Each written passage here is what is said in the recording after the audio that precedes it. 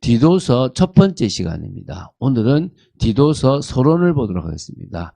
디도서 1장 4절부터 6절 말씀을 합독하고 디도서 좀 3장 가운데 있는 이 디도서의 서론을 좀 나누도록 하겠습니다. 그러면 디도서 1장 4절부터 6절 말씀을 한 목소리로 합독하겠습니다. 같은 믿음을 따라 나의 참 아들 된 디도에게 편지하노니 하나님 아버지와 그리스도 예수 우리 구주로부터 은혜와 평강이 내게 있을지어다. 내가 너를 그레데에 남겨둔 이유는 남은 일을 정리하고 내가 명한 대로 각 성에 장로들을 세우게 하려 함이니 책망할 것이 없고 한 아내의 남편이며 방탕하다는 비난을 받거나 불순종하는 일이 없는 믿는 자녀를 둔 자라야 할지라. 아멘. 이 디도라고 하는 인물은 바울이 이 디모데와 같이 아들처럼 생각했던 그런 중요한 사람입니다. 그래서 목회자로 이렇게 우리가 분류를 할 수 있고요. 그래서 목회 서신이라고도 할 수 있는데요. 오늘 이 디도서를 좀 이제 이번 주간에 나누게 될 건데, 좀 디도서에 대한 어떤 기본적인 것부터 또 이렇게 저희 구조 이런 걸 보겠습니다. 오늘 핵심 사항을 보면요.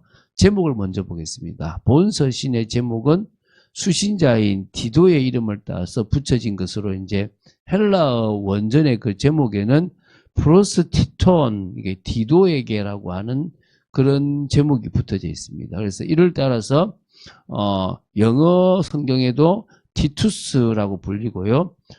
우리 한글 성경에도 보면 디도서라고 이렇게 이름을 명명하게 되었다고 합니다. 저자는 당연히 이제 사도 바울, 우리 1장 2절에 하나님의 종이여 예수 그리스도의 사도인 나 바울이 할 때 우리 이게 디도에게 편지 쓴 사람은 바울로 보고 있고요. 기록 연대는요. 바울은 이제 로마의 1차 이제 로마 투옥 이제 감옥에 갇힌 이후 석방이 돼서 우리 성경에는 사실은 바울이 3차까지 선교 여행을 간 걸로 돼 있지만은 우리가 추정하기로는 4차 선교 여행을 갔다라고 우리는 보고 있습니다. 이 기간 중에 바울은 디도를 그레데에 또 디모데를 에베소에 남겨두고 마게도냐로 간 것으로 추정되고요. 그래서 이 본 서신은 이 디도서는 디모데 전서와 더불어 제4차 선교 여행 기간 중인 AD 64년에서 66년경 마게도냐의 빌립보에서 기록되었지 않았나라고 추정을 하고 있습니다. 수신자는 바울의 전도에 의해서 회심했고 또 바울의 동력자로 쓰임받았던 당시 그레데에서 목회 사역을 수행하고 있었던 디도라고 하는 인물로 우리는 보고 있습니다. 또 지금의 목회자들뿐만 아니라 일반 성도들에게 주시는 메시지가 있다고 봅니다. 내용은요. 교회 조직을 어떻게 수립할 것인가, 정통교회를 어떻게 수호할 것인가, 교회를 유지하는 것과 성장하는 것을 위한 목회 지침은 뭔가, 이런 부분들에 대해서 나누었습니다. 그래서 우리 이거는 디모데 전후서와 디도서를 목회 서신이라고 그러죠. 우리 기본 이해에 나옵니다. 그래서 말씀드렸지만 이 디도서는 목회 서신입니다. 바울이 보낸 다른 서신들은 빌레몬서만을 제외하고는 모두가 교회를 수신 대상으로 기록하고 있지만 이 세 개의 서신은 목회자 개인에게 주는 그런 편지입니다. 그래서 목회 서신은 전체 교회보다는 목회적 책임과 사명을 지고 있는 개인에게 주어진 서신이고요. 일반 성도보다는 교회 지도자들을 대상으로 주어진 서신이라는 점에서 바울이 썼던 다른 서신들과 좀 구별되는 그런 특징이 있습니다. 이 서신이 기록된 역사적 배경에 있어서도 목회 서신들은 모두 사도행전 28장 이후를 배경으로 하고 있습니다. 그 말은 그 뒤에 어떤 일들이 있었는지를 우리가 추정하지 않으면 사도행전에 나오지 않으니까 잘 모를 수 있다는 겁니다. 그래서 사도행전은요, 초대교회 당시 복음의 확장 과정을 당시 이방 선교의 주도적 인물이었던 사도 바울의 행적을 중심으로 다룬 것이고요. 사도 바울의 개인 전기를 다룬 것은 아닙니다. 그래서 바울의 이 말년에 대해서는 아무런 언급이 없이 그냥 로마에서 거침없이 복음을 전했다라고 이렇게 마무리를 짓고 있습니다. 그런데 그 이후에 28장에서 로마 감옥에 투옥된 이후 끝나지 않고 대부분의 어떤 이 요세푸스나 또 여러 교부들의 기록들을 보면 2년 만에 석방이 되었다라고 보고 있고요. 또 그리고 많은 학자들은 서바나까지 가지 않았나라는 보고 있습니다. 그래서 그 여행을 우리는 그렇게 떠났던 선교 여행을 제4차 선교 여행이라고 합니다. 그래서 이렇게 좀 추정할 수가 있겠죠. 우리 이걸 디모데 전서 후서에서 나눌 때도 좀 봤는데요. AD 63년경에서 로마 감옥에서 석방이 되고 63년에서 64년경에 서바나를 방문하지 않았겠나라는 생각을 하고요. 64, 65년경쯤에 그레데 전도를 하고 디도를 그 그레데에 체류를 시키고 65년에서 66년경쯤에 이렇게 걸쳐서 차례로 골로새를 방문하고요. 또 에베소를 방문하고 그리고 디모데를 그 에베소에 체류시키고 마게도냐의 빌립보를 방문해서 이 디모데 전서와 디도서를 기록하게 하고 니고볼리라는 곳으로 간 후에 67년경에 로마의 제2차 이 감옥에 투옥되고요. 디모데 후서를 기록하고 순교하지 않았나 이렇게 봅니다.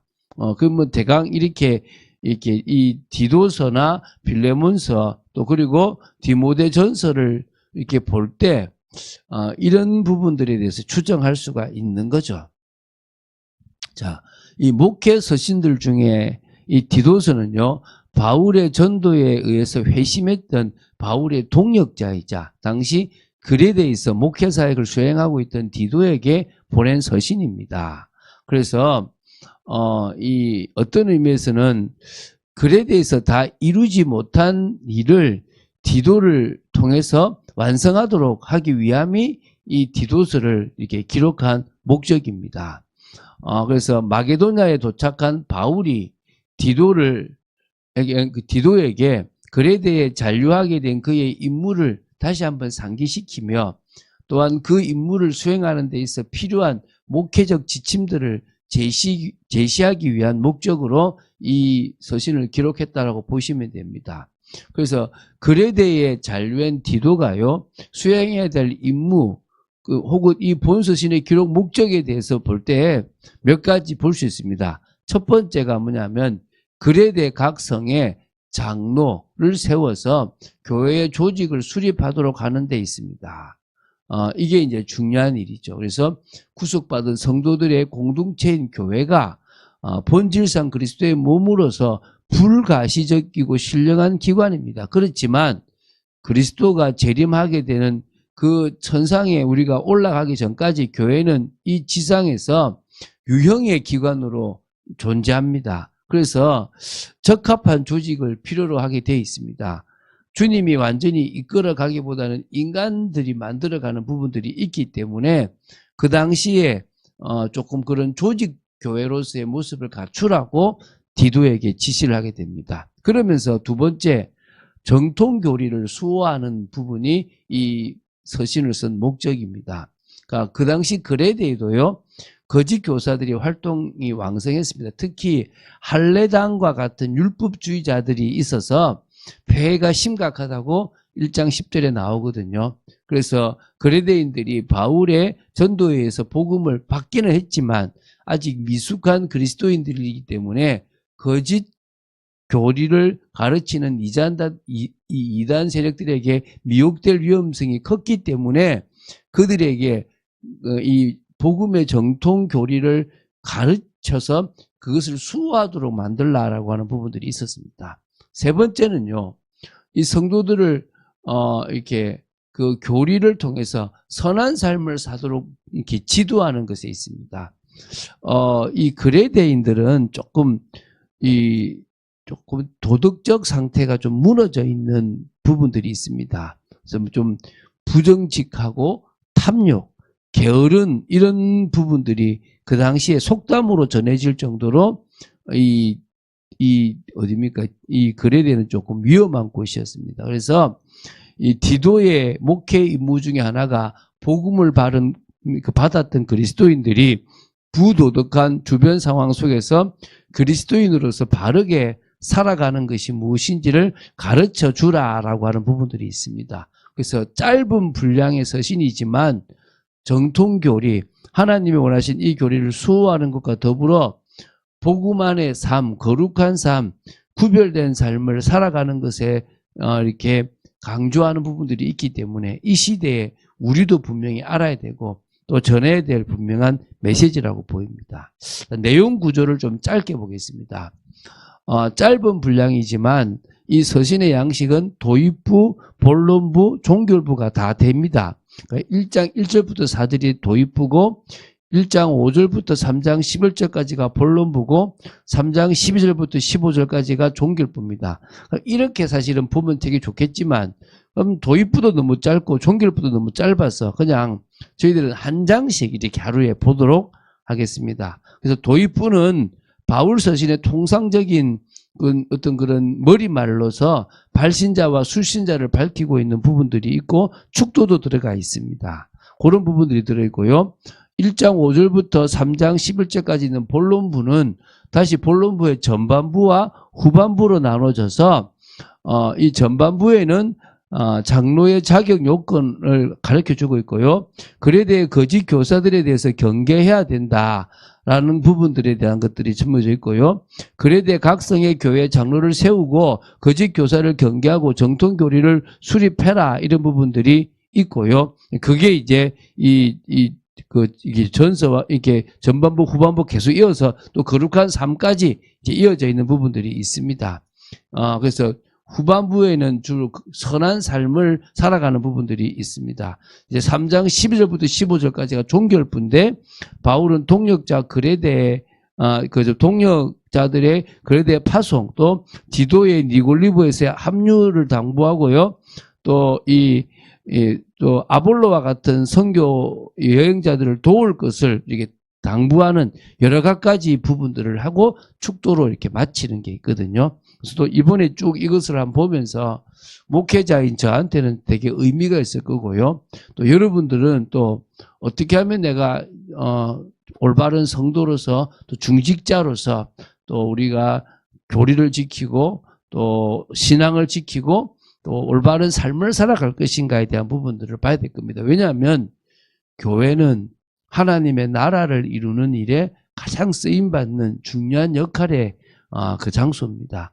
그 역할의 장소인 교회가 가장 교회다워지기 위해서 우리는 깨어 기도하고 중요한 것들을 봐야 될 줄로 믿습니다. 그런 축복을 이번 주간에 누리게 되기를 주 예수 그리스도 이름으로 축원드립니다. 주는 그리스도시요 살아계신 하나님의 아들이심을 고백합니다. 이번에 우리가 또 디도서를 통해서 성경에 오늘 이제 이번 주에 보면 이 65번째를 보게 되는데요. 하나님, 저희들이 정말 주님 앞에 기도합니다. 저희들이 주님 앞에 기도하는 것은 교회가 가장 교회다워지고 교회가 응답해야 될 많은 부분에 참 역사를 보게 되는 것인 줄로 믿습니다. 역사해 주시고 이끌어 주시고 하나님이 하시는 참 응답이 있기를 간절히 소원합니다. 주 예수 그리스도 이름으로 기도드립니다. 아멘.